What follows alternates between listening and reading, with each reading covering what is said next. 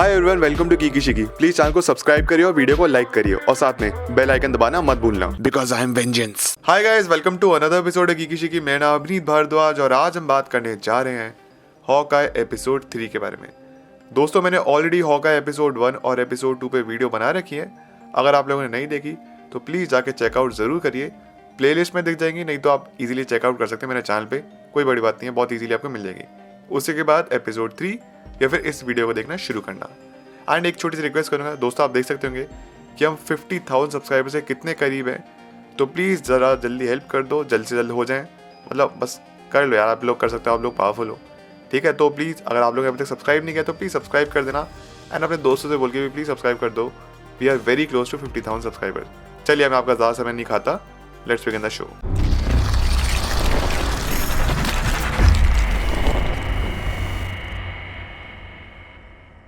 दोस्तों, आज के एपिसोड का टाइटल है एकोज और उसकी शुरुआत होती है ईयर 2007 से। साल 2007 चल रहा है और एक छोटी सी बच्ची है, इसका नाम है माया। वो अपनी क्लास में बैठी है और पढ़ रही है। यहीं पे हमको ये भी पता चलता है कि ना वो सुन सकती है ना वो बोल सकती है, और जो भी उसे कोई टीचर बोल रही है उसको सुनाई तो नहीं दे रहा है, पर उनके लिपसिंग जो भी कुछ वो होठ बोल रही है होठों से, उसको थोड़ा बहुत समझ पाती है। मतलब टीचर्स ने क्या क्या बोला उसके थोड़े बहुत वो वर्ड समझ पाते हैं। उसके साथ साथ वो पढ़ाई में भी अच्छी है।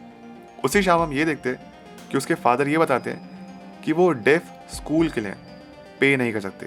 तो बेसिकली माया को इसी एनवायरनमेंट में, आम आदमी के बीच में सबको अडाप्ट करना होगा। उसको समझना होगा, उसे सीखना होगा कि क्या क्या कैसे किया जाता है। वहीं पर हम आगे ये भी देखते हैं कि उसकी एक टांग नकली है, लेकिन उसके बावजूद भी वो बचपन से ही एक काफ़ी अच्छी फाइटर रही है। काफ़ी अच्छी मार्शल आर्ट्स में काफ़ी अच्छा कराटे भी करती है।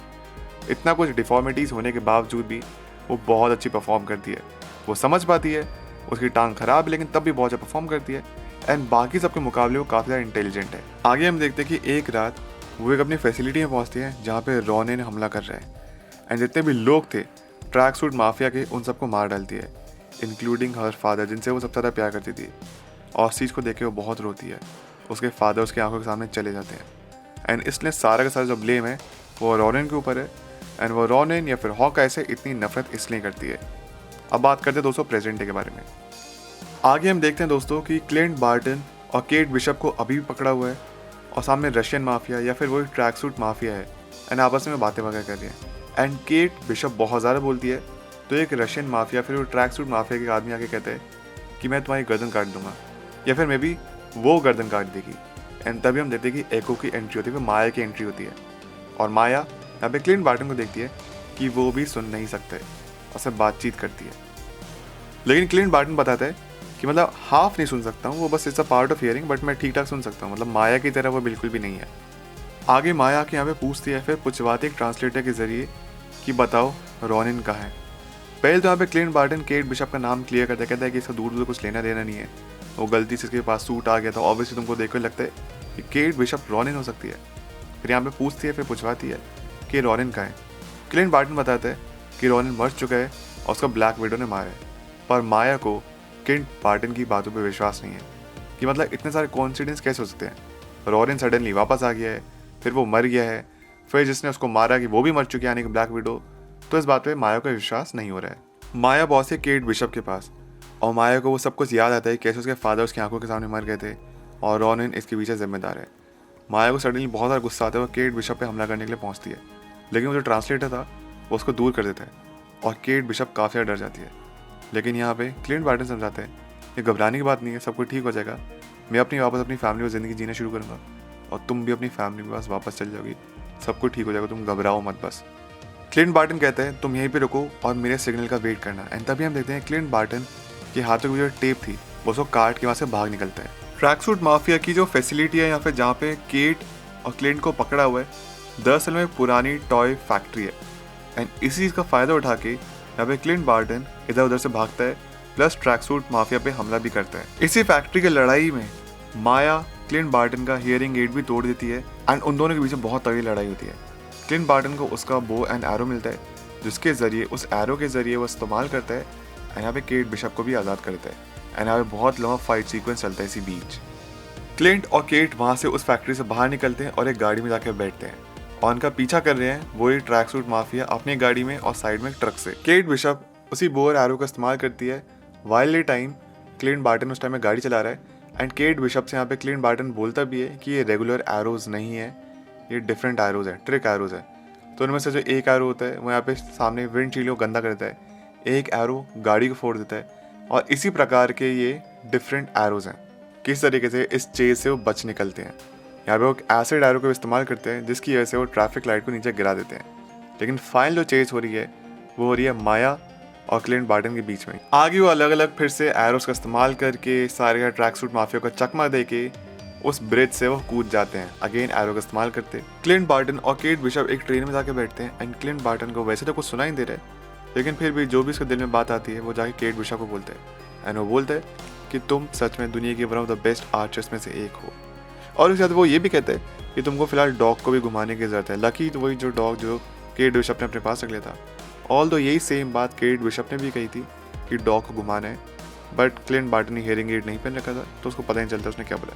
खैर फिर वापस अपने अपार्टमेंट पहुंचते हैं। अपार्टमेंट में ये देखते हैं कि क्लिंट बार्टन के बेटे का उसके पास कॉल आता है एंड वो चाहता है कि वो भी जल्दी उनके पास पहुंचे। एंड सिंस यहाँ पे हियरिंग एड नहीं है तो सुन नहीं सकता, लेकिन केट बिशप लिख लिख के उसको बताती रहती है कि सामने से क्या आवाज़ आ रही है एंड उसी आवाज़ के जरिए फिर उसी चीज़ को पढ़ के वो यहाँ पे रिप्लाई देता रहता है और इस तरीके से फ़ोन कॉल पे अपनी बात करते हैं और बताता है कि मुझे आने में देर हो जाएगी, मेरा और भी डिले हो सकता है और वो रियली सॉरी है कि वो क्रिसमस मैराथन जो मूवीज़ वो अटेंड करने वाले थे, जो रात भर फिल्म देखने वाले थे, वो भी यहाँ पे नहीं देख सकते। नथेनियल बहुत ज़्यादा बुरा मान जाता है एंड वो कहता है कि डैड इट्स ओके अगर आप क्रिसमस पे नहीं आ सकते तो। और उनकी बात यहाँ पे ख़त्म होती है। ऑल दो यहाँ पे क्लिंट ऑलमोस्ट इमोशनल हो गया था, उसकी आंखों में रोना आ गया था, लेकिन फिर भी यहाँ पे क्लिंट वादा करते हैं कि नो मैटर व्हाट मैं क्रिसमस पे तुम्हारे साथ हूँ। आगे होता ही है कि वापस ट्रैक सूट माफिया की जो उनकी फैसिलिटी थी, वो जो ओल्ड टॉय फैक्ट्री थी, उसको छोड़ रहे हैं। वहीं पर ट्रांसलेटर वाला बंदा था, वो माया से कहता है कि मे बी हमको क्लिंट बार्टन के पीछे या फिर रॉन के पीछे नहीं जाना चाहिए, जो हुआ सो हुआ। और तुम्हारे फादर भी हमेशा पहले क्रू को आगे रखते थे, उसके बाद रखते थे हम अपने आप को। लेकिन तभी यहाँ पे माया कहती है चुप हो जाओ और पूछते कि इंचार्ज कौन है। वो ट्रांसलेटर वाला बंदा कहता है कि तुम। कहती है एग्जैक्टली, बस जैसा मैं कह रही हूँ वैसा करो। और ये जो भी पूरी कॉन्वर्सेशन हुई है उनके हाथ के इशारों के जरिए हुई है। क्लिंट और केट बिशप चाइना टाउन में जाके एक डॉक्टर से जो हियरिंग एड था क्लिंट बार्टन का, उसको ठीक भी करा लेते। क्लिंट और केट बिशप के बीच में एक डीप टॉक होती है जहाँ पे केट बिशप बताती है कि बचपन से ऐसा रहना चाहती थी, मैं बचपन से चाहती थी कि मैं भी दूसरे की मदद करूँ just like my father, and अब मैं यहाँ पे पहुँच चुकी तो मुझे काफ़ी अच्छा लग रहा है। क्लिंट बताता है कि एक टाइम पे जो तुम्हारी सोच थी वो मेरी भी थी। जब मैंने फर्स्ट टाइम में इस फील्ड में आया था तो मेरा भी एक्चुअली यही काम था।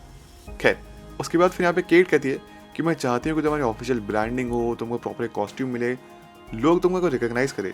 उसके दिमाग में एक आइडिया आता है, वो कॉस्ट्यूम का एक हल्का सा एक काइंड ऑफ एक कैरिकेचर इमेज बना के देती है एंड कहती है कि इमेजिन करो ये आपकी कॉस्ट्यूम है पर्पल कलर में। बेसिकली वो यहाँ पे कॉमिक बुक एक्यूरेट कॉस्ट्यूम का आइडिया देती है यहाँ पे। लेकिन यहाँ पे क्लिंट बार्टन कहते हैं मैं 20 साल से ऐसे काम कर रहा हूँ एंड मेरा काम यही था कि मुझे रिकॉग्निशन ना मिले। बेसिकली मैं अंडर कवर हूँ, कोई लोग मुझे जान ना पाए। क्लिंट बार्टन आगे ये भी बताते हैं कि 3 कारण हैं जिनकी वजह से मैं कॉस्ट्यूम नहीं पहनना चाहता। पहली बात, मेरा काम ये है कि मैं घोस्ट बन के रहना चाहता हूँ, मतलब मैं आया, अपना काम किया, गायब हो गया, कोई भी कुछ भी तरीके का क्लू ना निकाल पाए कि मैं कौन हूँ, मेरी पर्सनल लाइफ तक ना पहुँच पाए। सेकंड, मेरी वाइफ मुझे डिवोर्स दे देगी अगर ऐसी कॉस्ट्यूम मैंने पहनी तो। एंड थर्ड, कि मैं कोई भी रोल मॉडल नहीं हूँ। लेकिन केट बिशप उसको बार बार एक ब्रांडिंग देना चाहती है। वो चाहती है कि हॉकआई को रिकॉग्निशन मिले, लोग उसको और भी ज़्यादा जाने। लेकिन केट कहती है कि एक्चुअली आप रोल मॉडल हो, आप रोल मॉडल हो मेरे लिए। आपकी अच्छी खासी लाइफ चल रही थी but still you came here to protect me. एक रैंडम स्ट्रेंजर को आप बचाने के लिए आए एंड आप मेरी वजह से चीज़ में फंस चुके हो। एंड काइंड ऑफ अब हम दोनों इस मैटर में फंस चुके हैं। ट्रैक सूट माफिया हम दोनों के बीच में, रॉनिन के पीछे है। रॉनिन कौन है वो आप किसी को बताना नहीं चाहते। उसके साथ मेरे फादर भी एक मर्डरर है, मतलब मेरे स्टेप फादर भी एक मर्डरर है। तो कुछ ना कुछ तो यहाँ पे गड़बड़ चल रही है। और उसके बाद फिर यहाँ पे क्लिंट ये भी कहता है कि तुमको उस डॉग को कुछ नाम देना चाहिए। तो यहाँ पे उसको बोलती है पिज्जा डॉग।